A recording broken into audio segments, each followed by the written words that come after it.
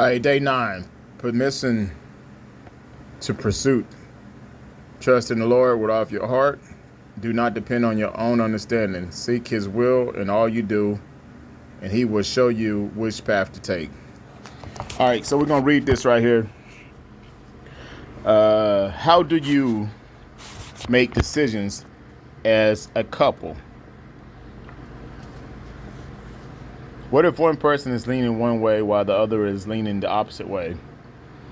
Whether if neither one of you has an idea of what's best?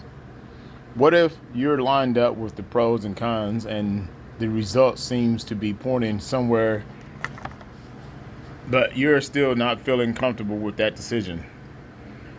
What if the choice is causing you stress or creating conflict? What do you do then?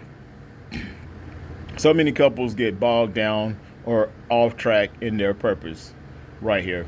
Let me see if I could help.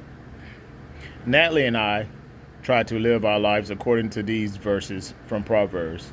The lines are well known, but when we talk about relationships, they often are a different dimension or offer a new dismission. Sorry about that. Do not depend on your own understanding.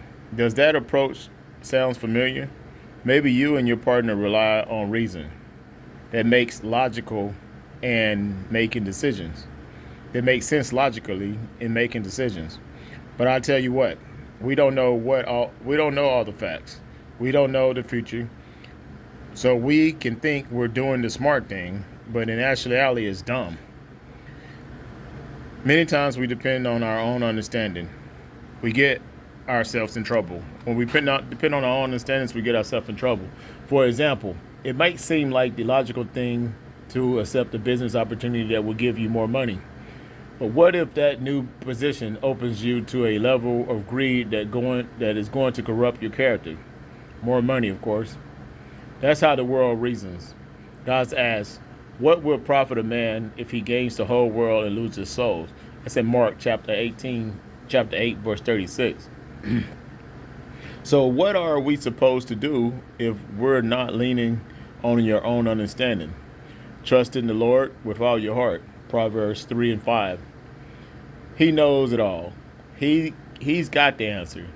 He sees where the decisions we're facing fits into his bigger plans. Decisions we're facing fits in his. He sees where the decisions we're facing fits in his bigger plan.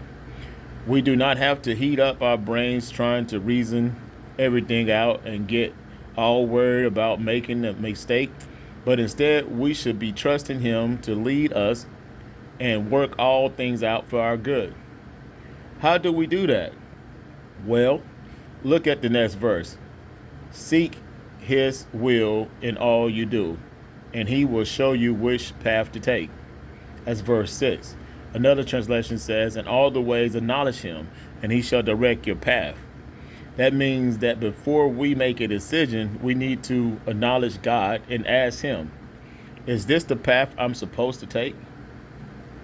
I don't know about you, but I'm guilty of getting into things and then asking God to bless them afterwards. It's so much better to pause, give God praise as the sovereign ruler over everything, and ask him to give you insight. He'll let you know what you can go ahead and what you shouldn't. God gave me verbiage for this. He said, Michael, I do not want you to do anything without permission to pursue. Permission to pursue. I don't take a business deal anymore without permission to pursue. I don't take an engagement to speak somewhere without permission to pursue. I don't get in relationships without permission to pursue. When I acknowledge him and I am like, God, hey, I'm supposed to get into this business with them. Do I have permission to pursue? He answers me yes or no. I'm not talking about an audible, yes, son, you're supposed to pursue. But when I pray, I feel peace if it's the right thing to do, or I feel a check, or if it's not the right thing to do. The Bible tells us we should see through a glass darkly. We're not going to get everything right. Sometimes I'm like, God told me to do this, and then it pans out like God was nowhere near that. But I found that even if I made the wrong decision, God redeems the situation because I acknowledged him. Stay close to God and work on perfecting your ability to understand what he's revealing to you.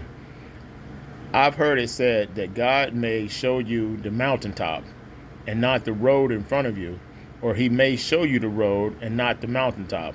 But either way, you've got to keep moving. Either way, you got to keep moving. So if you and your partner are facing a decision, go to God together and ask, do we have permission to pursue this? A new job, a move, a different school for the kids, an investment in a mission trip opportunity? Whatever it is, don't stress over it. Go to God. He knows everything and he wants the best for you.